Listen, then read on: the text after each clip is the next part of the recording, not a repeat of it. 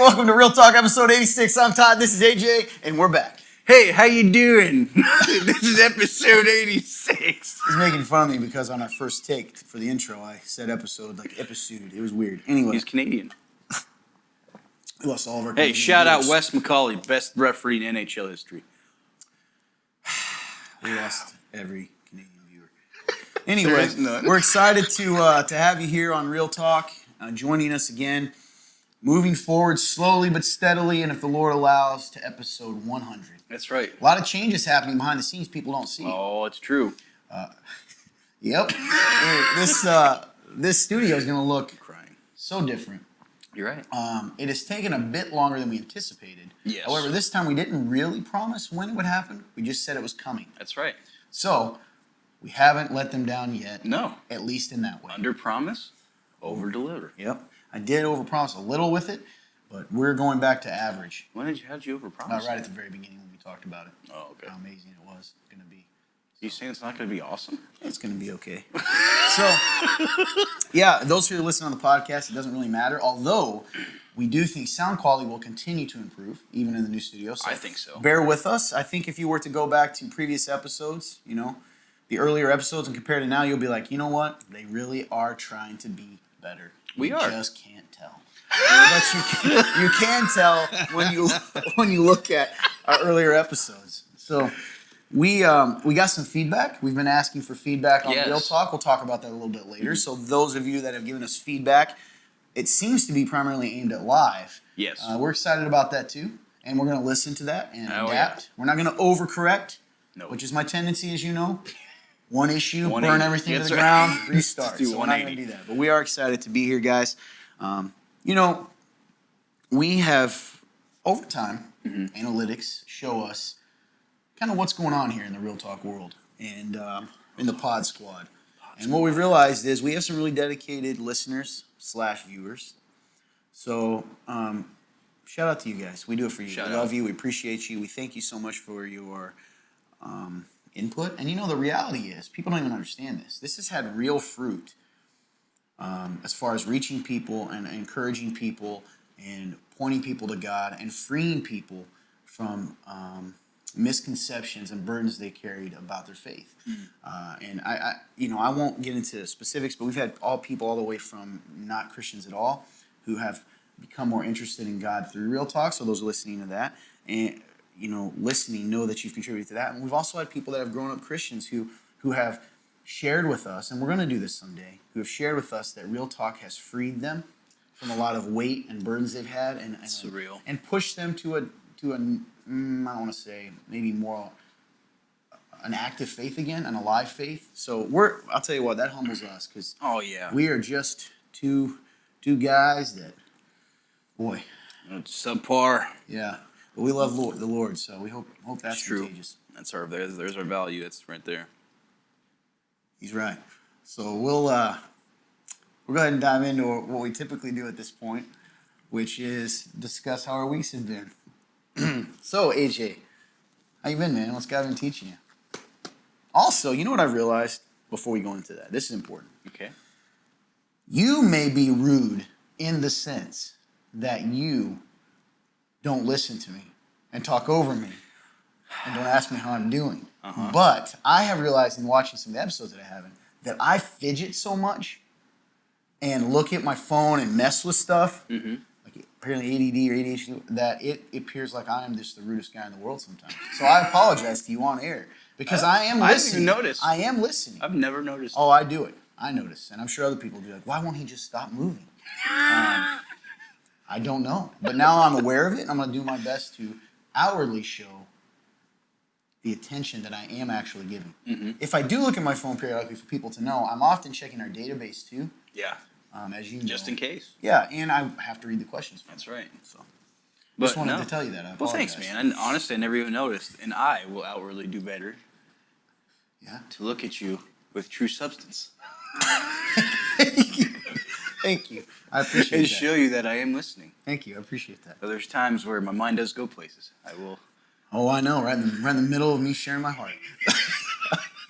So, if you watched last week's episode, Meanie and the Victim, we go into that a little bit about how You have a lovable way about you in which you never come off as mean, which I joke about, but it's such a gift and a blessing, unless you're the other guy who's sitting with you, because I apparently do not have that. Oh gosh. And it's true, man. When you look, he's like, I just want to hug that guy. And you look at me, and I'm like, I want to punch that guy. We just have opposite feelings.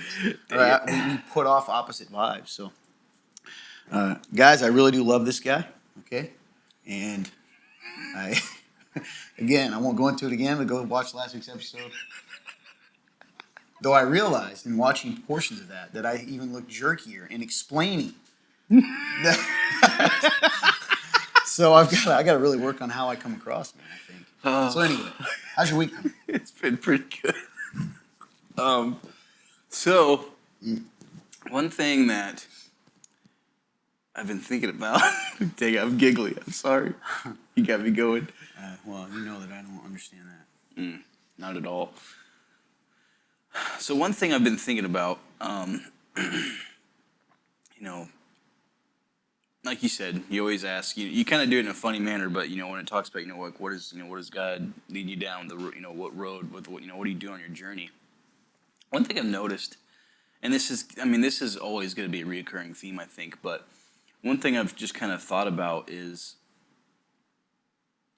faith. Faith will bring works, and I think people get that confused because people say, oh, what is it? Faith without works is dead, all that kind of stuff, and I don't know, man. I've just been thinking about that because anytime I've actually decided to kind of, step out of the boat and do something that, was out of the way, or, I could tell that the Spirit was telling me to do, like, it never fails where those feelings of just, like, peace come after. Every single time, it feels like. Every time I do something that God was telling me to do, it feels so nice. So I've been thinking about that idea of why is it so hard for us to continue to do those things? Like, even after, it could be like 10 minutes later, I feel like we'll do something that was like, oh man, that was so good. Like, Spirit was telling me and I was faithful and did it. And then like 10 minutes later, you could have like another like time to do that, or like something else comes up and it's just like, no.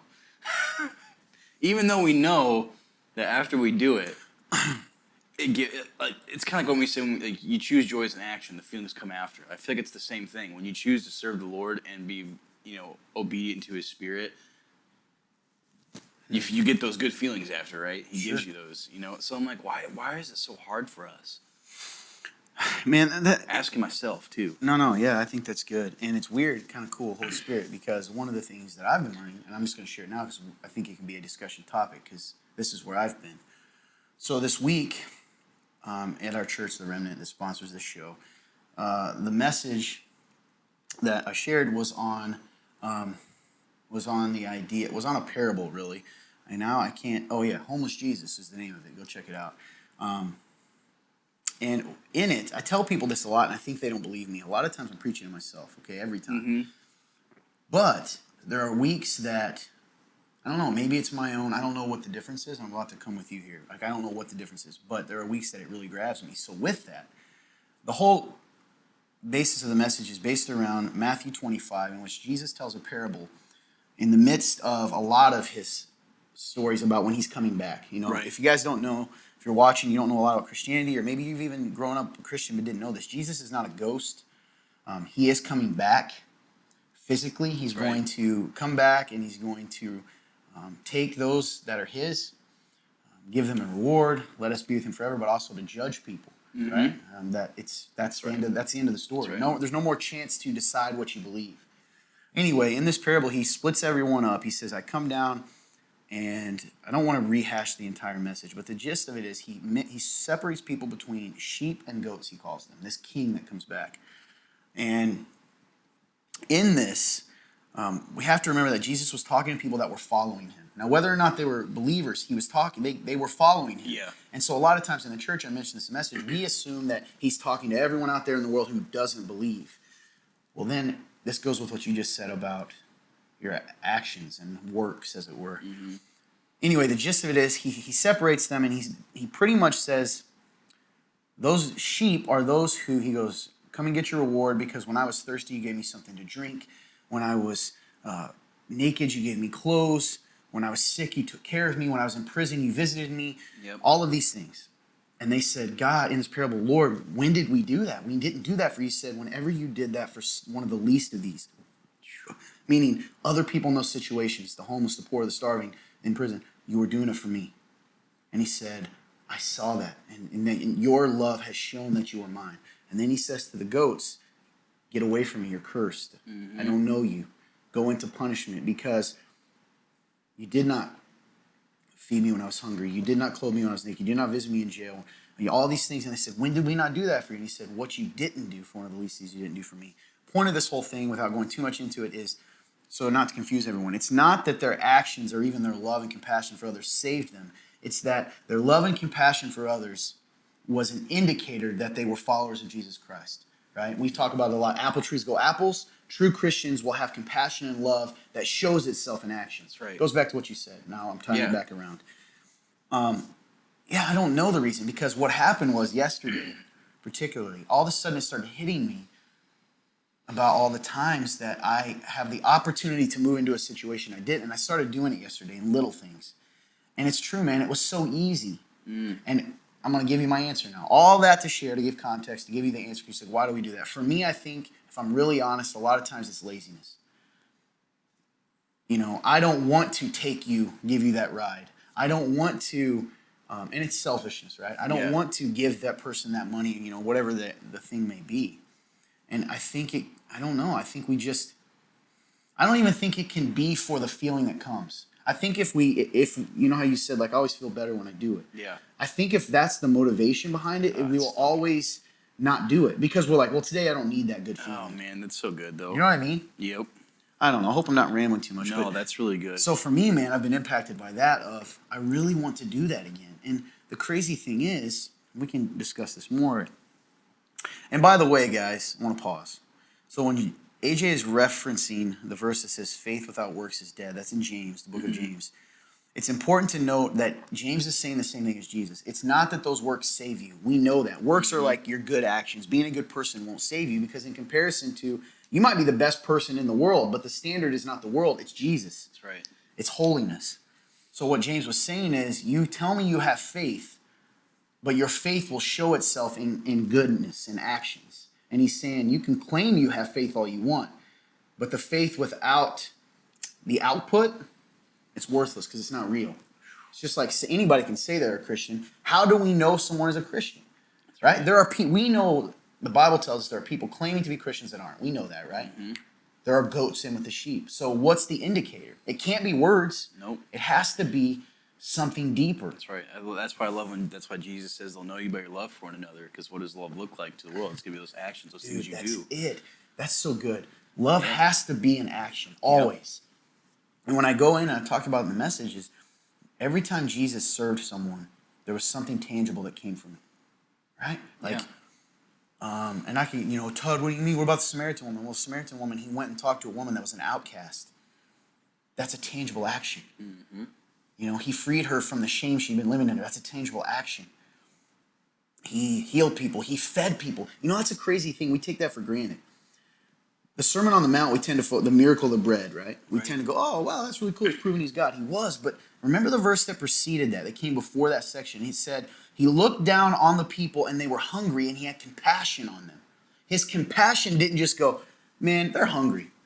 I hope somebody gives them food.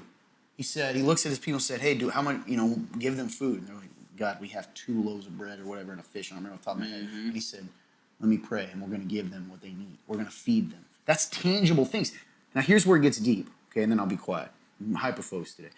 If it was just, people think that the feeding was just so that they would listen to the Sermon on the Mount, right? I don't think that's the case, right? I think that Jesus do we assume every single person on that hill stayed to listen to him? Mm-mm. I don't think they did. I think some of them took bread and went home. Why not?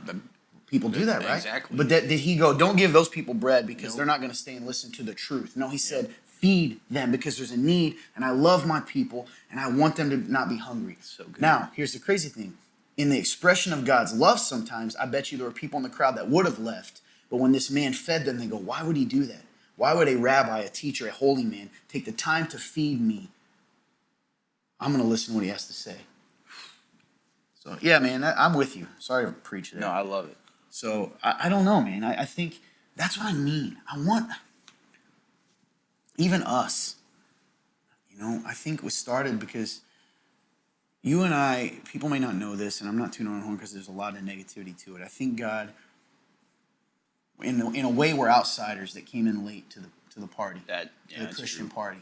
And I think at the beginning, and you said this yourself even over the last 2 to 3 years, you started out one way and you said that slow fade, right? Now it's become normal. And I don't want to live that, man. I want to be someone who shows it. Because when I think in my life about Christians who impacted me, and this is literally coming to me as I speak to you, they always did something tangible to show me they love me, even though I didn't necessarily need that. And now my mind goes, dude, whoa. Wow. That's a good way to look at it. I hope I didn't ramble too much. Fun turn? I think. He gives a thumbs up. We'll see. So I think it's neat that we're in the same place. That God's trying to talk to us about, like, hey, how is it showing itself? And I love even like at the very beginning, you said, like, even if you try to rely on the feeling of it, like, oh, I'm only doing this to feel good. Like, it's first off, it's still selfish because you're just trying to make yourself feel better. And are you really doing it for God then? Like, no, you're doing it so you can feel better about your life. Like, which is not, it's still not healthy. Like, you do things for God, and when you do things for God, that's when those feelings come, man, and that's when they do last, and that's why it is living water. Like, that's why, because when you do it for God, like, it's all heightened. You can literally tell the difference. You can tell the difference between, if you're a Christian watching, I promise you can tell the difference. Just think about it.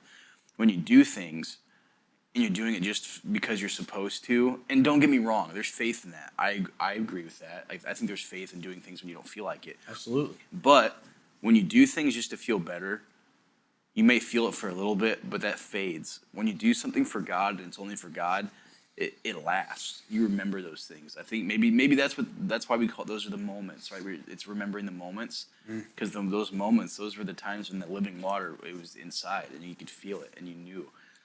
But it makes me think too, because I think sometimes we don't live in the reality of, and I'm not fully connected to this thought yet. Yeah. But we're dead already to this world.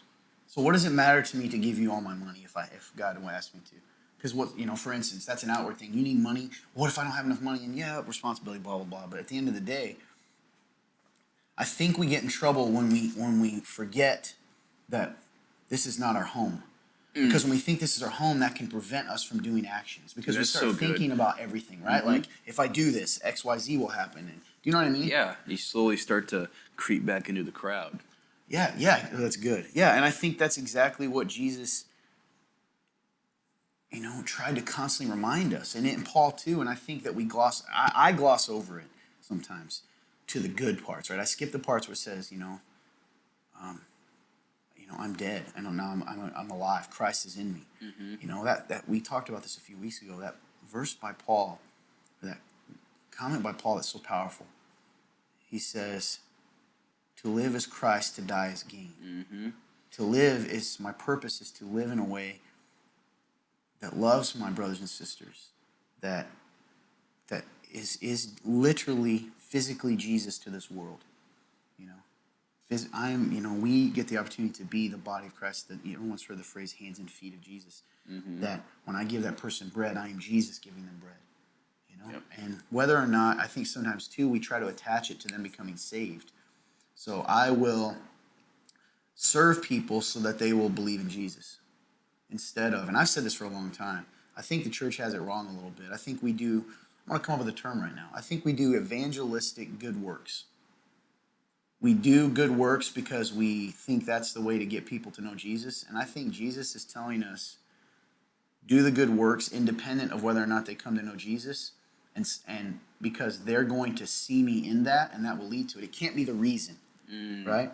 That's why I've always been leery of, like, it's great to give people things. Yeah. But this is kind of a deeper issue, like a heart thing. Like, it should be independent of their response. If I'm going to love you, it shouldn't be contingent on how you respond to that love. Yep. Does that make sense? Yes, I'm with you. That's really good. Yeah. Man. Yes, because in those times, yeah, it's hard for me to. I get what you're saying, 100%. It's just I can't think of how I'm trying to say it. Yeah, I know. And I know. I kind of got. I hope I didn't lose anyone there. But these are things. It's funny, man. I'm so thankful for the times when God is. I'm thankful for all the times, but the times that God's got us thinking similar things because I didn't even know you were thinking about those things. You probably didn't know I was thinking about those things. And if I'm going to be honest, I'll attach another story that came to my mind yesterday and today. Driving along as I'm pondering this love idea, going back to radical love, and I thought of the story of Hosea in the Old Testament. You know that story that well. I think Essentially, I read it the once. prophet Hosea, God told him to marry a prostitute. And he was reluctant, right? Well, who wants to marry a prostitute? No Exactly. offense. Who wants to marry a prostitute? And then she continued to prostitute. And God said, and Hosea continued to chase her and love her. And here's the beauty of how God works. In that, essentially, God said, the way that I'm having you love this prostitute is the way that I love you. When you cheat on me, right? When you run from me, when you run to other people and other gods, I will never stop chasing you because you are mine. And dude, let me wrap it around. It made me go, am I showing that kind of love to people? Like, it made me cry right now. Like, I don't ever want to lose sight of that. That even if they keep running, that there's such, like that love, fierce love, right, which we defined in our message, continues to pursue and bust down walls and all those things because it isn't really about whether Gomer, that's the name of the prostitute, whether she, whoever it is, right? I'm doing air quotes in the podcast. It doesn't matter her response because it isn't about her. My love for her is not based on her worthiness. It's based on my love for her. That makes sense? My actions are not based on her worthiness. They're based on my love. That's a crazy story, man. They're doing a book. There's a book about it called Redeeming Love in which the author took that story and made it contemporary and about a guy who loves a woman even though she keeps him. They're making a movie about it, actually. So this will end up being pretty big. That isn't why I thought about it. It just came to my mind today as I was driving here. And like, I want to love like that. And people don't want to because we're so focused on, I don't know, results. I want to be someone that loves people irregardless of the results. You know? And the sad, crazy thing is, I think I loved people better when I was saved, certainly. Even when I wasn't churched, because there was a period, and that makes me sad. And why is that? And I don't think it's the church's fault. I think it's something about me and my heart. You know, and I want to be a person that, I don't know, chases the prostitute. Like, it sounds terrible, weird, but that's what I want. I want to chase her, even when she runs, and even when she doesn't feel worthy, and all those things. She being whoever it is, I'm loving. Dude, that is so good, man. For real. I don't know. These are things I'm pondering, because I'll tell you what. There've been times that I've ran from God that I still loved Him. I just kept running because I was scared, right? And I messed up, and then I got scared, so I ran farther. And what if He'd have given up on me? Or other people. There's times I've done things in my life, and you know my story, that I've messed up so bad, and so many people gave up on me. And all I needed was somebody to say, I still love you. I'm gonna keep. I know this isn't who you are. I don't know. They saw what I was and not what I was doing.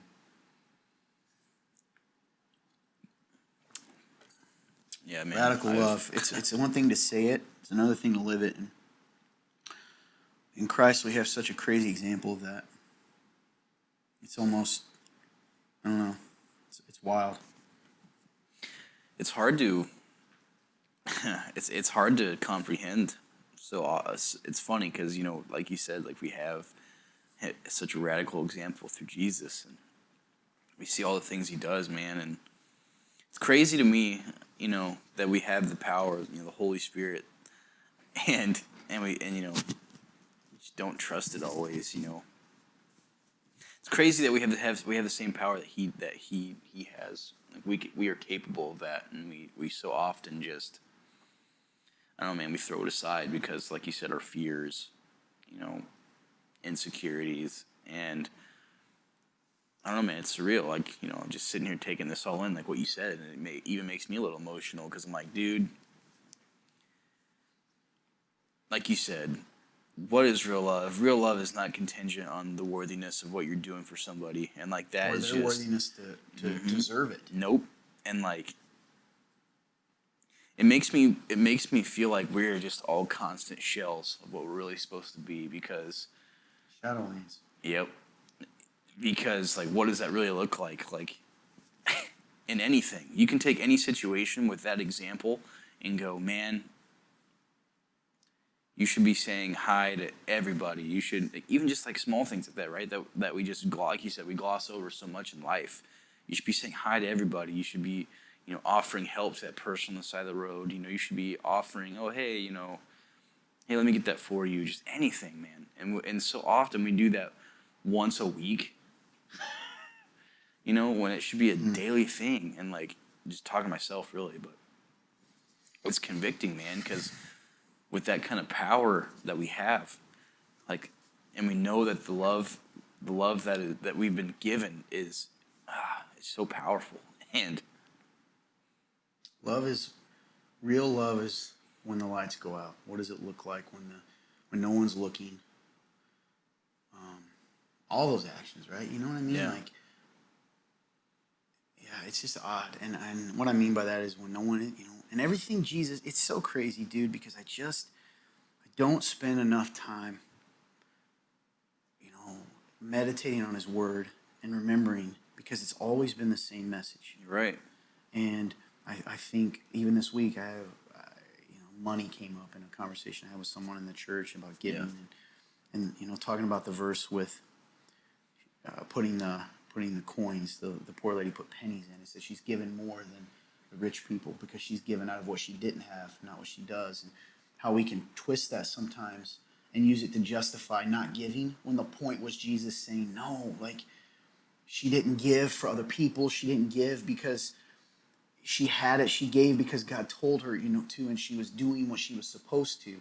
And we twist it, right? You know what I mean? Or we use, I don't know, we're always looking for loopholes to get out of doing what he told us to do. That's true. Children. I don't know, man. And I don't want this to be another conversation where we talk about it and like, I want my life to reflect it again. I don't want to, Pastor Todd, to long to be and love like pre-church Todd did. That's crazy.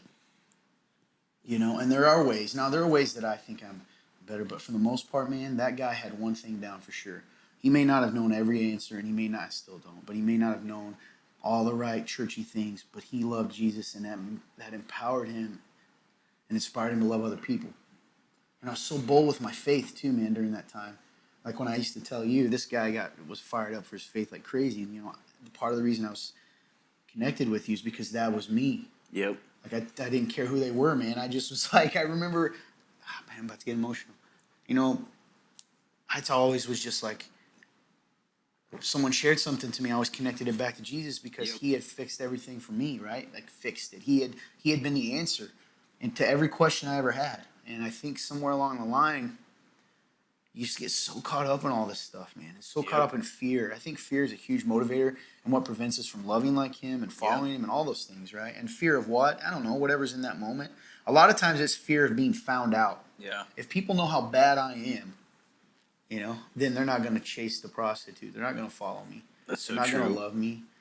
And then it's before you run off and go, well, how's that connect? Well, it connects to everything because then I can't be in accountability and I can't be in community and I can't really love people because then they're going to ask questions and I can't, you know what I'm saying? Like, or you're mad, you're hurt because nobody chased you. So then you stop chasing when you forget that God is chasing you all the time. Yep. So I don't know. I think let's be better, right? It became a hashtag, but it came from an actual statement. I want to be better, first of all. And I say that to you and to the podcast pod squad and our Facebook friends. Oh, two groups there. Facebook friends, pod squad. I want to be better and I want to love like that.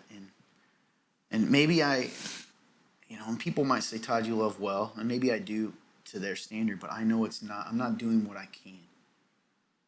I'm not doing what I have the capability to do because I'm weary. Sometimes I get tired. And that's another verse that's been in my head this week is do not grow weary in doing good. Now there's a second part, which is because at the right time you will reap a reward. Well, I don't even care about the reward. Like I just don't want to grow weary in doing good. You know? Because you're right. You said it earlier. I'm empowered by that Spirit. You're right. We are empowered, man, and like, He wouldn't tell us to do it if we didn't have the capability to do it. you're right. He wouldn't. He wouldn't do that. So I don't know. You're right. I think we just get so caught up, man. And like that's just been. I think. I don't know. It makes me wonder, right? Like when I look at myself, because I know my heart. I know I love Jesus, man. He's transformed my life, and I know that.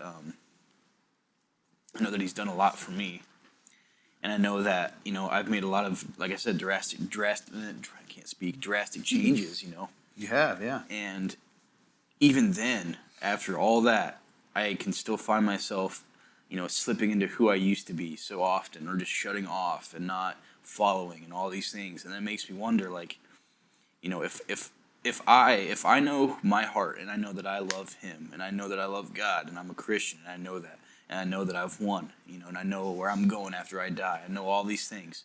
It makes me wonder how many are out there that are like that too.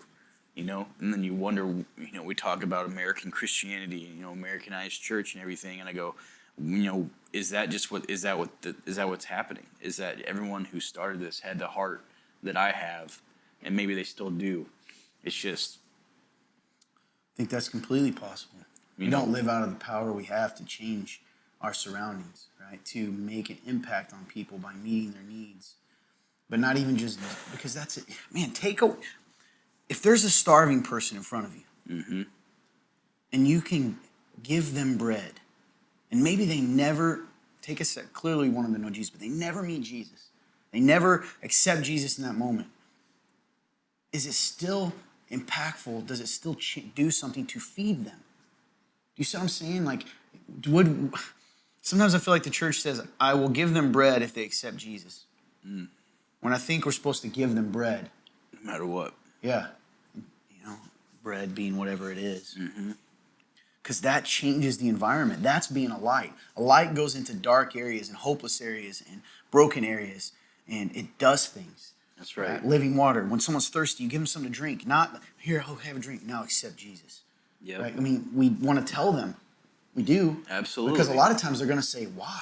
Why are you loving me this way? I love you this way because somebody loved me like that. And I do love you. I don't know how to explain it to you. I love you. Well, how you don't even know me? I know. Yep. Loving, for me too, it's very convicting that I don't love the people around me. Because we say, like, they know you by your love for one another, meaning disciples, and I don't love you well, man. Like, not as well as I could. I tell myself I do, but I don't. I don't do tangible things. And this isn't to tear us down. Right. I just want to continually be better, like, I don't check in with you about real things sometimes, or I don't, Fun Turn or any of the guys even. The people around me, my brothers and sisters in the church. I don't know. It's convicting. I want to do better, I guess. Me too, because I know I'm not very good at that stuff either, and I think life, man, I don't even know. There's so much. It's crazy. Like, I feel like life is supposed to be so simple, yet it's so complicated at the same time.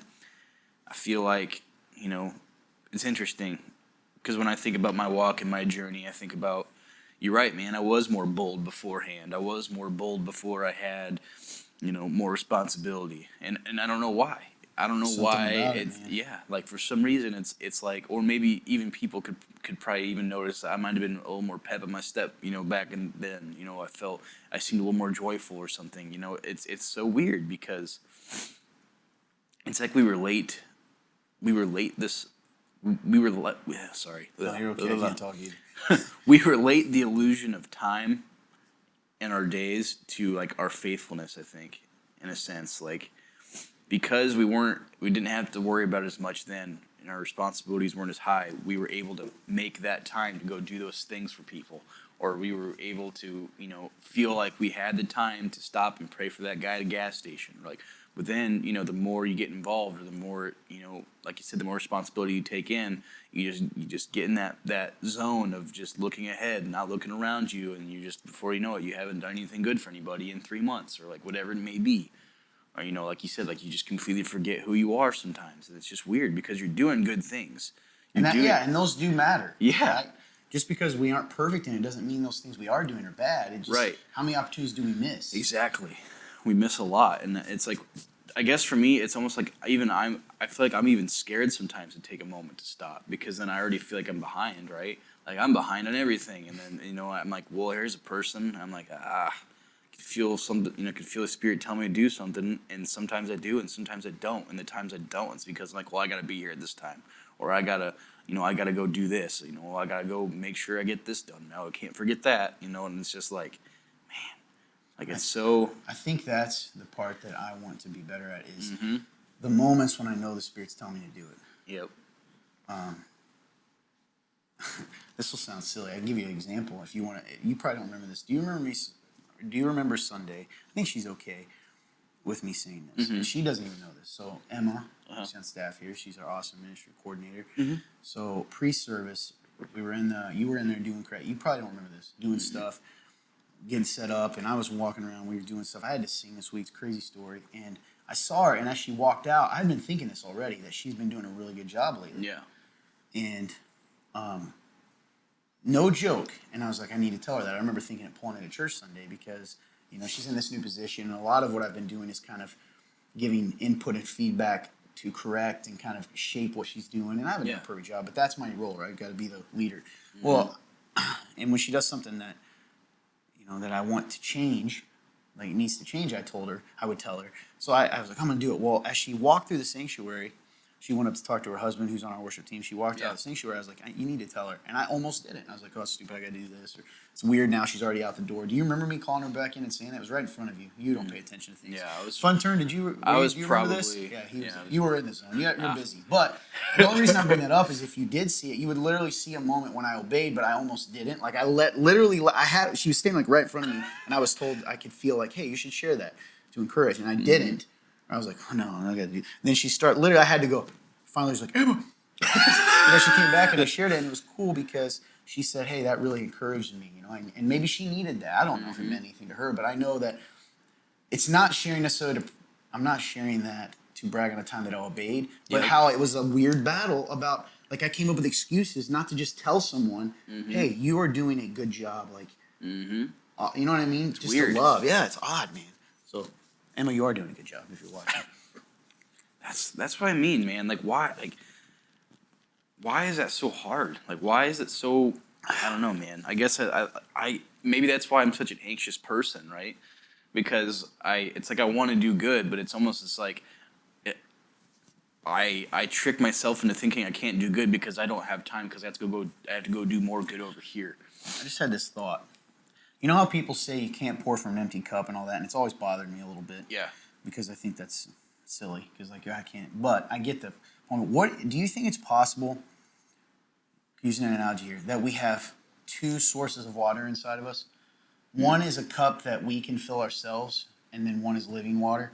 And the times that we don't do it is the times because we're trying to pour out of the cup we fill. And so that's when we don't have time and stuff because we don't. And we're like, well, this cup's empty. When Jesus is saying, you need to do it out of the living water I've given you. Like there's two faucets, or there's two cups. One is never ending, and we tend to do it out of the one that we empower. Does that make sense? Yeah. And so it's like maybe the times that we don't have time and all that's because we're just seeing this cup and seeing what's like this cup has, like, I know there's a tangible amount in it. Yep. Once that's gone, it's gone. And that could be time, that could be energy. And Jesus is like, here's a cup, and this one is connected to this fountain that never ends. The Spirit. And maybe that's tied back to the idea of that there's two parts of us, the old and the new. And when we're living out of the old is when we're living out of that water that can go empty. Doesn't he the talk flesh. about two streams? A tree being in between two streams? Yeah, in Psalm 1 here. If that's what he's talking about. I think he's certainly talking about how healthy it is when we're plugged into his word. Right. On his word, which is part of living out of that living water. Right. Yeah. Anyway, just a weird thought I had as you said it. Maybe that's a way to describe it for people, That I like that example. It's a really good example. Man, I don't know. Such a good conversation, man. Yeah, sorry to ramble. No, I love it, dude. It's so convicting. Like I said, you just really pulled at my heart because I know for me that's something I struggle with too, and I have a hard time trying to take a step back and think of what my faith is looking like, what I'm doing. And that was just really good. I needed to hear that, so I appreciate Me too, man. I appreciate you bringing it up because I would have probably made it would have got in my head and like, no one wants to hear it. Mm-hmm. It was really good, man. But. Was that 34? 43? Oh, sorry. Front Turn always tries to keep us updated on the time. Oh. And I was reading 43? Yeah. Holy. Anyways, how's your week been? That was it. Yeah, that's fair. That's where I'm at, man. So I want to be the guy that, using that term has come to my mind. I want to chase the prostitute. I want to love people when they don't seem lovable. And I want to look, hopefully people will listen to the episode and know what I mean by that. But, and if you're out there, I've said this before, you're never too far gone for God. I promise you. You've never ran too far because, maybe you're out there and you could read that example. God chases you and will never give up on you. All you got to do is stop running and turn to him. And what does that mean? Just believe him. And I'm telling you from experience, I know this guy thinks it too. God he really is there, and he will change your life. And I want to end on a positive note as we share all this. We're not saying all this just to beat ourselves down. There is a conviction if we want to be better. But here's the good news, is that I'm taking a breath today, and so are you right now, which means I have another opportunity today to love people better. Dude, that's so awesome. And I'm going to do that. And I challenge you guys that are watching or listening to the podcast, go out today and give people bread and give people water, right? Maybe it's physically, but also it could be, emotionally, whatever. Meet those needs. If you have the ability to meet someone's need, quit waiting for the next person to do it. Be the one to do it that day. That's right. So that's how we really change the world and show people to Jesus, right? Yes. But even if they don't, we're still showing them Jesus, even if they don't turn to him. Love that you said that, because it literally, I even forgot I did this. I literally said, earlier today before we came on, literally said, it's a new day. God, please, let me be in you today. Because, my favorite verse, Romans 13:12, and they're not as far spent, the days at hand. Therefore, let us cast off the works of darkness upon the armor of light. Every day is a new day. And I was just kind of telling myself that, and it's literally what you kind of just said. So that was awesome, man. God is good. So, thank you guys. Hopefully, it inspires you to think about that in your life. Let's be better. But we'll smoothly segue to answering a couple questions. Yeah. I will say, I guess maybe it's a good time to discuss really quickly the feedback we got to let people know we did get it. We got a feedback. Thank you, truly. We don't take this as a negative. Someone said, not verbatim, but hey, Real Talk has some good points. Yep. Sometimes it feels like a game show. Maybe do some segments or topics such as excerpts from a sermon, etc. We think they're talking about live. Yeah. Because clearly this does not feel like a game show. No. We do want you to know that is part, if you're watching person that set that in, that is one of the reasons. Hopefully you listen to the Tuesday ones and get some of that. Yeah. But we are revamping live, and we do want to. Our plan is to come back. Yes. And we want to make sure we have a good direction. And we had a lot of positivity that came out of that regardless. But we hear you, and we've been kind of thinking the same thing a little bit as far as making sure. Yeah, we want to have fun. Live is different than now because we get to interact. Exactly. And we want to laugh and all those silly things. But we don't want to lose sight of truth in that and really getting people to think. So we hear you and appreciate you taking the time to do that. That being said, let's dive into some questions. I think we have two. Let's get it. You want to share with them how they can ask those questions and while I'm looking this up in case they're watching? Hey, you watching or listening, you got a question for us? Hey, you can ask it anonymously at www.theremnant.life/real-talk. That can be a question, topic, concern. You like the way we do our hair, you can tell us whatever you want to do. Notice he didn't say don't tell us if you don't. Yeah. If you don't, just don't. You're getting close to being able to cut your hair finally. I know. It's, what is today? The 19th, 18th, 19th? It is the 20th, actually. The 20th. 11 days, right? 11 days, and I can shave my face and cut my hair. Oh, I didn't realize the beard was part of it. It wasn't. I just kind of went with it. Fair enough. Because I was like, it'd probably look weird if I had this jungle hair with a nice... Sure. You think your girlfriend's going to be excited about that too? Absolutely. Yeah. All right, here we go. Question is... I can't even see my teeth when I smile. All right, moving forward. This question comes at us, and the question is over Luke 14, the Gospel of Luke, chapter 14, verse 26. Which is, if anyone comes to me and does not hate his own father and mother, wife and children, brothers and sisters, yes, and even his own life, he cannot be my disciple. And the question is, if we are to hate our own family, who's going to tell them about Jesus' love? So I think We've gotten this question before, which we love answering. I like this verse because I'm glad they're bringing it up because it can confuse a lot of people when he's talking about hating your life. It kind of goes back to like our flesh and our soul, right? You know, your family and all these other factors that are in this world can, we're all infected by sin, right? And so when it comes to the idea of hating your life, it's hating your flesh, right? Hating the sin. So, Jesus talks about coming back and he's gonna put, mother against daughter, father against son, all these things. Your family isn't always gonna agree with who you are if you're a believer, because they may not be. And I think this is what it's referring to. You have to hate those things. It's kind of like don't hate the sin or hate the sin sort of deal. That's kind of how I interpret it. And how you get to love your family through that, you got to show, it's kind of what we were just talking about, in my opinion. You got to show them, that love regardless, and that can look different for, whatever that situation may be. But that includes a lot of things. How do you love them? Pray for them. If there's a need, meet it if you can, all those things.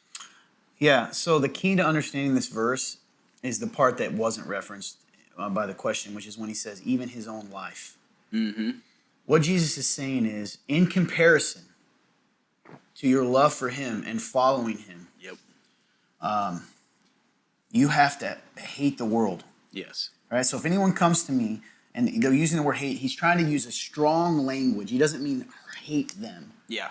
But he means not love it as much, not love it over following, not love it over the truth. So you gave a great example. If you love your family in comparison more than God and more than following God, what that really means, I'm using air quotes for love and hate here, is that you're going to put their desires over God's. Yep. Well, what happens when they desire for you to hate people, to hate a certain people? Maybe you were raised in a racist home. Maybe you were raised in a stereotypical home. If you love them more than, you're going to want to please them more than God, and so you're going to, right? He said your wife, mother, child, it can be the same thing. And even your life. He's saying you can't even love your life on this earth more than following me, because if you do, you're going to compromise. Yep, you will. And he says that and Jesus is always trying to get us to understand the cost of following him. So you got to remember, Jesus spoke a lot in parables and symbolism to get us to understand, to grasp the seriousness of it. So it's awesome that you're asking this question, because you realize the strong word hate. You got to look at the Bible as a whole too. Of course we know Jesus said, a new command I give to you, love others. Love as I have loved you, love others as yourself. Mm-hmm. Clearly it doesn't mean, he wouldn't say contradictory things. He's saying he wants you to love people. But in comparison, you have to have things in the right order, because that's the only way you're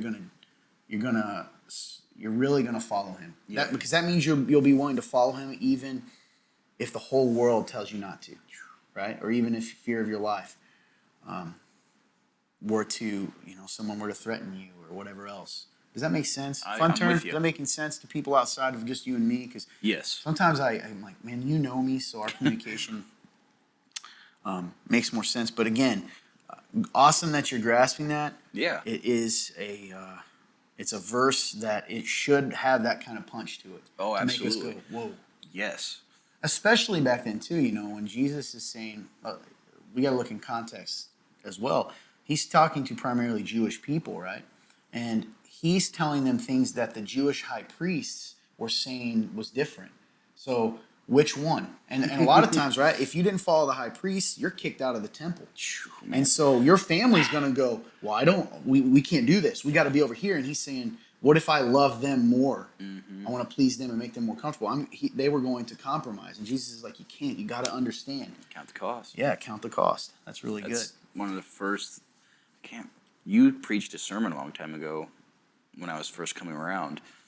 So that's 4 years ago. It's crazy. And I can't remember if it was just called cost or if it was actually called count the cost. I don't remember what it was, but I know it had the word costs in it. And man, that was it was so eye-opening to me, and I love that, because you're right. Jesus is always trying to remind us what the cost is, and you got to count them for real. When you decide, and it's plain as day for me in my own life, I realize that. Like, I had to count the cost. I did. I had to go, okay, I think I like this Jesus guy. I think I like what he's about. And I was like, so what is it going to look like to actually like dive in and actually follow him? You know, because like you said, that was also I learned very soon on. There's a difference between being a fan and a follower of Jesus. And this is what he's referring to in that too. Yes, and so I was a fan for a while. I was like, okay, I like this Jesus guy. He's cool. He's loving, awesome. What does it look like to really follow him? Well, I can't do this. I got to get rid of this and that and this. And before you know it, I'm going, wow, they're not joking when you have to count the cost of what it's going to look like. And it is, man. So it's cool. It's real stuff. Mm-hmm. There was a thought I had about it too that you said, and then I lost it. I should have wrote it down real quick, but counting the cost, hating. I don't remember, but yeah, that's the gist of it, guys. And remember, you can always ask follow-up questions in the comments below if you're watching on social media, on Facebook, and certainly on podcasts or social media. You can use the link at www.theremnant.live/realtalk, and you can ask follow-up. We can have a dialogue. Mm-hmm. Because we realize that sometimes we may not answer the questions that they're wanting. True. All right. Hey, it's anonymous. Moving on again, we're in the gospel still. Okay. This section is going to be the Gospel of Mark, chapter 2, verses 18 through 22. And that is, I will read that to you real quick. Starting in verse 18, it says, "Now John's disciples and the Pharisees were fasting. People came and asked him, 'Why do John's disciples and the Pharisees' disciples fast, but your disciples do not fast?' Jesus said to them, 'The wedding guests cannot fast while the groom is with them, can they? As long as they have the groom with them, they cannot fast. But the time will come when the groom is taken away from them, and then they will fast in that day.'" He says in verse 21, "No one sews a patch of unshrunk cloth on an old garment. Otherwise, the new patch pulls away from the old cloth, and a worse tear is made. And no one puts new wine into old wineskins. Otherwise, the wine will burst the skins, and the wine is lost as well as the skins. But new wine is for fresh wineskins." Let me take a point on this one. Go for it. I mean, if you have thoughts on it right away. This one is. Was there a question about this again? Oh, sorry? yeah, I'm so sorry. Thank you. I got excited reading that word. Essentially, he just says, or she, whoever wrote this, says, "Can you explain the parables he uses in this section?" Okay, yeah. So the wedding guests, the cloth. This one's a little wordy. Like I think I get what he's saying, but it's hard for me to explain. So okay, so we got to remember that the context of the parables here is the question that Jesus is asked. They are asked, why do John's disciples and the Pharisees' disciples, so the high priest, the religious people, fast, but your disciples do not fast? A couple things to realize. First of all, God at this point had, in the Old Testament, the law, prescribed 1 day of fasting, like a week. Okay. The religious leaders added a second day onto it. Interesting. By the way. Okay. So more religion, right? It was never enough. And when it becomes a religion, it's never enough. You're always trying to add more. And then Jesus gives parables. So I'm going to kind of explain the parables and then what they kind of mean. Mm-hmm. So the wedding guest cannot fast while the groom is with him. We don't have this in our culture a lot, so it's hard. He's essentially saying, why would the groomsmen of the wedding be sad about the groom not being there when he's with them? I'm going to be sad and I'm going to miss Jesus, right? I'm using the word Jesus here because we know what he's talking about. I'm going to miss the groom. I'm going to miss my best friend. And he's like sitting right there like, I'm right here. Why are you going to be sad? I'm here. Now's the time of celebration, not sadness, right? Why would they fast? When they leave the wedding, then you kind of feel, I'm sad. My friend is, my best friend's gone, right? Have you ever been at a wedding, your best friend gets married? And when he walks away, there's a sadness for a second. You're happy for him, but you're also sad. Because you know things are going to change. Yeah, he's gone from your life in a certain way. Well, that's what they're saying here. They're saying, Jesus is saying, why would my friends be sad when I'm still with them? I'm here right now. Okay, first thing. Mm-hmm. Secondly, he then goes on to talk about no one sews a patch of unshrunk cloth on an old garment. Okay, otherwise the new patch pulls away from the old cloth and a new tear is made. Essentially, if you put a patch of unshrunk cloth on a garment and dry the garment, because of the shrinkage, it's going to rip away. It's not going to hold. Yep. Okay? And then with the same thing, because I'm going to put these, they're all together. He says, no one puts new wine into an old wineskin. Otherwise, the wine will burst the skins, the wine is lost. Essentially, with the way things work, when you put that in, it would expand into a new one. It expands because of the content. I don't know all the science behind it, and this is a real thing though. And they burst. Wow. Okay, so an old one is thin and all that kind of stuff. So Okay. essentially, what Jesus is trying to say is also he's like, listen, the old law is over. Yep. Makes sense. Ready? So why would we're not going to do the old ways. We're not doing the religion. It's over. The fasting, the stuff like that. My disciples don't do that because the new law has come. In me, the law is fulfilled. I don't have to do those things anymore. You're trying to put old laws to the new covenant. You see what I'm saying? And Yep. Jesus is saying, no, no, no. It is a new time, a new covenant of grace and all of that. It's not based on the law anymore. In me, the law is fulfilled. It's finished. All the old religious things are over. There's no need for them. Does that make sense? Yep. And so he's giving it pictures again for us to understand. Right. Talks about new wine going into new wineskins. Yes, That makes sense. that kind of stuff. So, man, the way he spoke was just yeah, because during the process of fermenting, if you put that wine in, it'll ferment and then it'll expand and it's kind of like when they bottle mead, for instance. You got pressure builds up. You got to let that pressure out. Yep. So it all has to do with the idea that Jesus. Remember, they came and go, why aren't you doing what the religious leaders say to do? Why don't you do the old law? And Jesus said, my disciples don't have to because I am the fulfillment of the law. It's over. We're not doing old things and anymore. they We don't have to. couldn't grasp that. Hopefully that makes sense, guys. If it doesn't, let us know, and we'll keep going. That's so good, man. So yeah, Well done. Good interpretation. it is the interpretation. It's not a. That's important distinction. Yeah. Sometimes people, I know what you meant. I think you were saying thanks for explaining it. Yeah. But sometimes people realize it's not our interpretation. We're looking for the meaning behind the scripture. I know you meant that, but for people that aren't listening. That's fair. All right. Any thoughts before we close up shop today? Thank you guys so much for watching. Super excited for you guys to hear this one. I think you guys are going to get something out of it because I know I definitely did. Thank you guys for your faithfulness. Like he said, time is such a precious thing. It's one of the most precious things we have in life, and you guys are willing to set aside your time to listen to us talk and ramble and be in your lives. So that's super just incredible. Thank you guys. Hey, you guys have a question? Link will be above, www.theremnant.life/real-talk. That's REAL, not REEL, though that would have been clever. Other than that, I just love you guys and I appreciate you. Thank you for watching. Yeah, I would agree with AJ. We actually pray before every time that we go on, and that's one of the things that he's referencing. Is we just thanked God for you guys being willing to give us time. We know time's important, and we just want you to know, anybody listening or watching, we see that, and we don't take that for granted that you listen to us, and we don't ever want it to just be a waste of your time. So we hope that you get something out of it. We're always trying to be better. The biggest thing here to remember too is we don't promise to always have every perfect answer, but we do promise to take it seriously, to take your questions seriously, your topics, and to hopefully inspire you to go to God's Word and get the right answers and get the truth, right? Because that's what matters at the end of the day.